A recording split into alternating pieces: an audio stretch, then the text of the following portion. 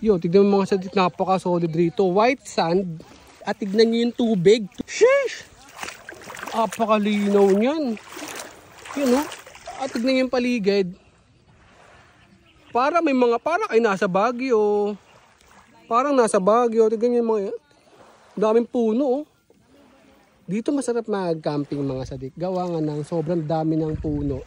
At the same time, ganito lang gagawin nyo, nakahilera lang dito. Ayan oh. Oh. Cover kayo ng mga puno na yan. Tapos yung tubig, napakalinaw. Ayan oh. Oh. Yan lang kayo maglalagay ng hammock. Diba napaka-solid. Dito yan sa may Dampalitan mga sadik. Sa P. Burgos, Dampalitan.